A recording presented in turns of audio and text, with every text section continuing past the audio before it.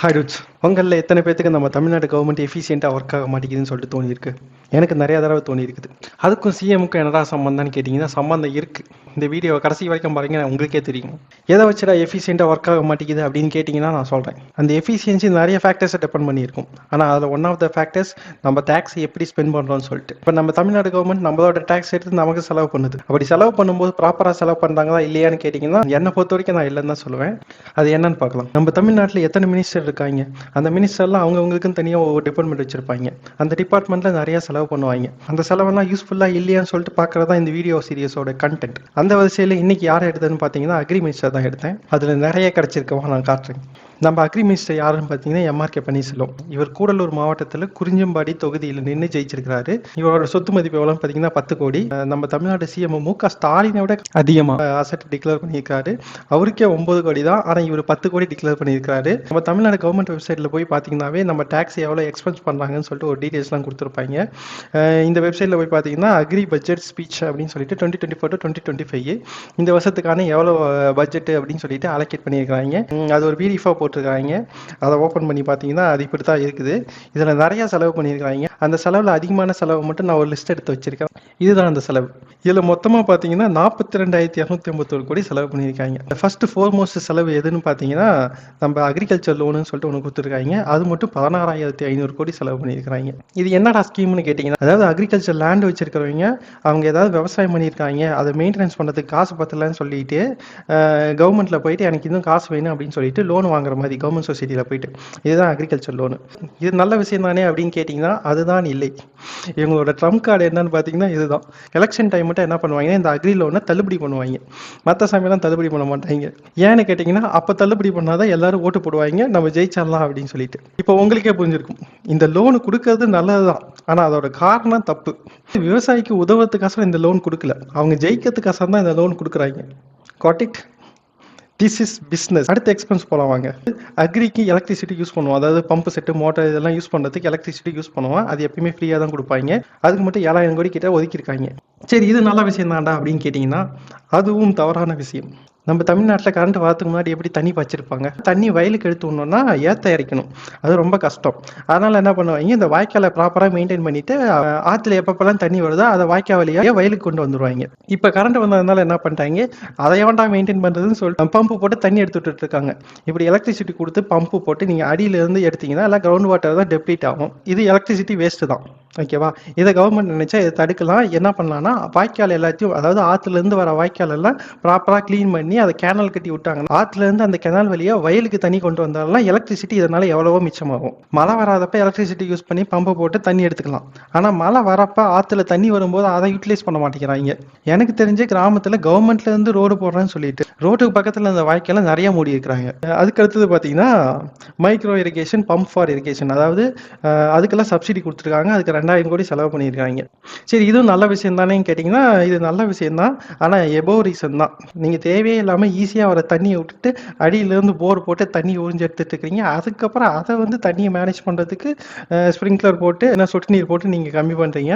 Okay, இது useful தான். ஆனால் நீங்கள் அதை ஃபஸ்ட்டு நீங்கள் மெயின்டைன் பண்ணியிருந்தீங்கன்னா உங்களுக்கு கிரவுண்ட் வாட்டர் லெவலில் ஃபுல்லாகவே இன்க்ரீஸ் ஆகியிருந்திருக்கும். உங்களுக்கு தண்ணியை வாரம் எடுத்து விடணும்னு அவசியமே இல்லை. அடுத்தது போனீங்கன்னா 7,000 கோடி அந்த 100 நாள் வேலை திட்டத்துக்கு கொடுத்துருக்குறாங்க. இது என்னன்னு பார்த்தீங்கன்னா மழை காலத்தில் எல்லாத்துக்கும் வயலில் வேலை இருக்கும். ஆகையால் என்ன கூலி ஆளுங்களை தான் கூப்பிட்டு அந்த விவசாயிங்க வேலை வாங்குவாங்க. அவங்களுக்கு சம்பளமும் கொடுப்பாங்க. மற்ற சமயத்தில் மழை இல்லாத காலத்தில் வேலை இருக்காது அவங்களுக்கு. ஆகவே இந்த கவர்மெண்ட் என்னது அந்த 100 நாளைக்கு ஒரு ஆளுக்கு 100 நாள் ஒரு வருஷத்துக்கு வேலை கொடுத்து சம்பளமும் கொடுக்குறாங்க. உங்களுக்கு பெருசாக வேலை என்ன கொடுப்பாங்கன்னா குளம் குட்டையெல்லாம் தூர் வாடுறது வேலை கொடுப்பாங்க. நான் பார்த்த வரைக்கும் யாருக்கும் தூர் வாழ மாட்டாங்க. எங்கேயாவது ஒரு மரம் இருக்கும், அதுக்கு அடியில் போயிட்டு ஹாயாக தூங்குவாங்க. இது ஏகப்பட்ட படத்தில் சொல்லியிருக்கிறாங்க. இன்னும் இவங்க அந்த ரிமூவ் பண்ண மாட்டேங்கிறாங்க. அப்போனா பார்த்தீங்கன்னா இந்த 7,000 கோடி எதுக்கு தேவையில்லாமல் வேஸ்ட் பண்ணிட்டு இருக்காங்க? சும்மா கொடுத்துட்டு போ, எதுக்கு அது வேலை கொடுக்குறேன்னு சொல்லிட்டு அது பேரில் வச்சு கொடுத்துட்டு இருக்கிறீங்க? அதுவும் இல்லாமல் இது இன்டெரக்டாக இன்னொரு பிரச்சனையை கொண்டு வருது. என்னன்னு பார்த்தீங்கன்னா இப்போ இவங்களுக்கு 100 நாள் வேலை கொடுத்துட்றாங்க. மற்ற 200 நாள் காட்டில் விவசாயம் பண்ணுறவங்களுக்கு போயிட்டு வேலை செய்வாங்கன்னு பார்த்தீங்கன்னா செய்ய மாட்டாங்க. அதனால அங்கே லேபர் ஷார்ட்டேஜ் வந்துருச்சு. நெக்ஸ்ட் பார்த்தீங்கன்னா மில்லட்ஸு, காட்டனு, ஜிஞ்சிலி இந்த மாதிரி சிறுதானிய வகைகள்லாம் இந்த ஃபார்மர்ஸ் எல்லாம் அதிகமாக கல்டிவேட் பண்ணும், அவங்களை என்கரேஜ் பண்ணும் அப்படிங்கிறதுக்காக 138 கோடி செலவு பண்ணியிருக்காங்க. எப்படின்னா சீட்ஸு, மேன்யூரு, அந்த பூச்சிக்கொல்லி இதெல்லாம் சப்சிடியில் கொடுப்பாங்க.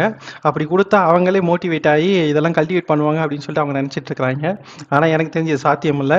ஏன்னு கேட்டிங்கன்னா லேபர்ஸ் எல்லாம் 100 நாள் வேலை திட்டம்னு சொல்லிட்டு அங்கே கொண்டு போய் கொடுத்துட்டாங்க. இந்த சிறுதானிய வகையெல்லாம் நீங்கள் அறுத்து கொண்டு வந்து வீட்டுக்கு சேர்த்தணும்னா ஏகப்பட்ட வேலை இருக்கும். எனக்கு கல்டிவேட் பண்ணுறதுக்கு மிஷின்லாம் எதுவுமே இல்லை. மேக்ஸிமம் இந்த நெல் இதெல்லாம் பார்த்தீங்கன்னா வயல்லே ஸ்ட்ரெயிட்டாக மிஷின் இறங்கி அப்படியே அறுத்து நெல் மட்டும் தனியாக கொட்டிடும். ஆனால் இந்த சிறுதானியத்தில் என்னன்னு பார்த்தீங்கன்னா இந்த பூட்டையெல்லாம் நீங்கள் அறுத்து ஃபஸ்ட்டு ஒரு களத்தில் கொட்டணும். அந்த பூட்டையை கொண்டு போயிட்டு ஒரு மிஷினில் கொட்டணும். அப்புறம் தான் நீங்கள் தானியமாக அதை மூட்டையில் பிடிக்க முடியும். அப்புறம் நீங்கள் கொண்டு போயிட்டு வீட்லையோ இல்லை விற்கவோ முடியும். இதெல்லாம் செய்யறதுக்கு நம்ம தமிழ்நாட்டில் மிஷின் இருக்குன்னு பார்த்தீங்கன்னா இல்லை. எனக்கு தெரிஞ்சு இதை கொண்டு வரதுக்கு காரணம் சீமானா தான் இருக்கும். அவரு தான் சொன்னாரு வாட்டர் கன்சம்ஷன் இந்த மாதிரி மில்லட் கிராப்ஸ்க்குலாம் கம்மி அப்படின்னு சொல்லிட்டு அதை கொண்டு வந்து இங்கே ஆட் பண்ணியிருக்கிறாங்க. ஆனால் சீமான் ஒன்று மட்டும் தான் சொன்னார், இதை சொல்லல. ஆகையால இவங்க அதை விட்டுட்டாங்க. ஏன்டா இவ்வளோ பிளான் பண்ணீங்களே, அதை கல்டிவேட் பண்ணுற மிஷினை கண்டுபிடிக்கிறது யாரு? ஐயோ மகனே, அதை மறந்துட்டுனே. அவங்க மறக்கல. ஆக்சுவலாக கீழே ஒரு லைன் ஆட் பண்ணியிருக்காங்க அந்த பட்ஜெட்லேயே, இந்த மாதிரி மெஷினை வந்து டெவலப்மெண்ட் பண்ணணும் அப்படின்னு சொல்லிட்டு. ஆனால் அதுக்கு ஃபுல் டீட்டெயில்ஸ் எதுவுமே கொடுக்கல.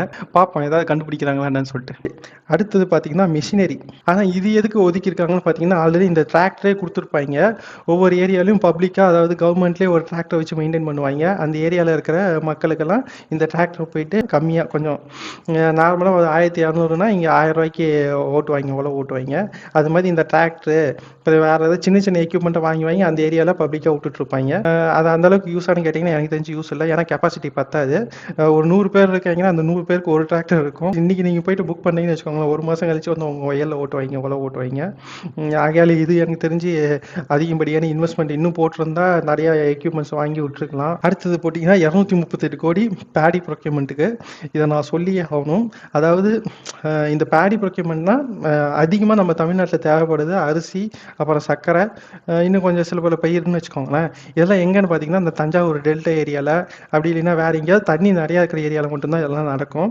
அந்த மக்களுக்கு மட்டும் அதிகமாக போயிட்டு இந்த ஃபண்டு போய் சேரும். ஆனால் மற்ற ஏரியாவில் இருக்கவங்களுக்கு இந்த தருமபுரி, சேலம், நாமக்கல், கரூர் இந்த மாதிரி ஏரியாலலாம் தண்ணி அதிகமாக இருக்காது.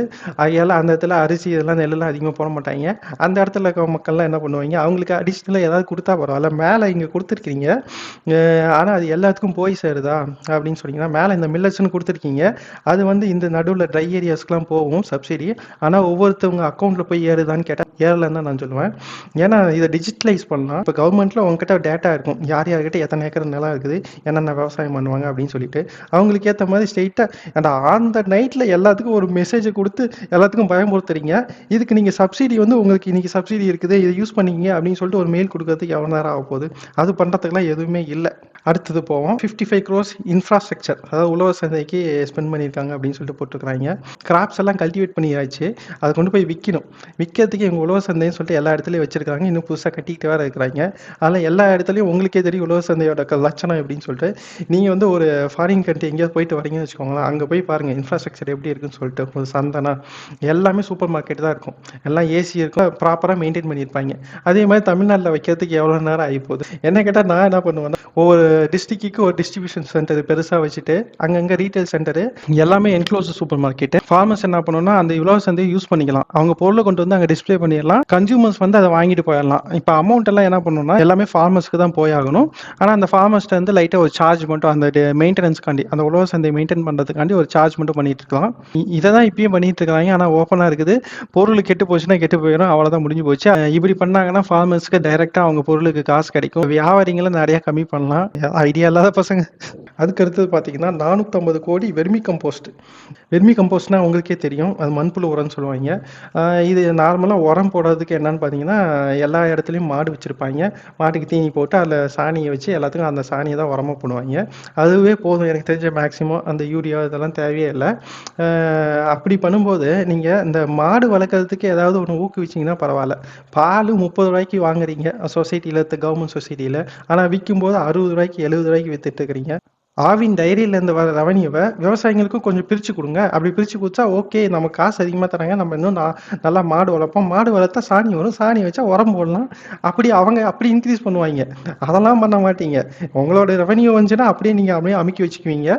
ஆனால் தேவையில்லாம மற்றதில் போயிட்டு அதை கொண்டு போயிட்டு வெர்மி கம்போஸ்ட் அது இதுன்னு சொல்லிட்டு செலவு பண்ணுவீங்க. நிறையா பேர் சொல்லுவீங்க வருஷத்தில் 365 நாளும் வேலை பார்க்குறோம் போலீஸ் டிபார்ட்மெண்ட் அப்படிம்பீங்க. ஆனால் இன்க்ரிமெண்ட்டே இல்லாத வேலை செய்கிறவன் தாண்டா விவசாயி. இப்போ மேட்ருக்கு வருவோம்.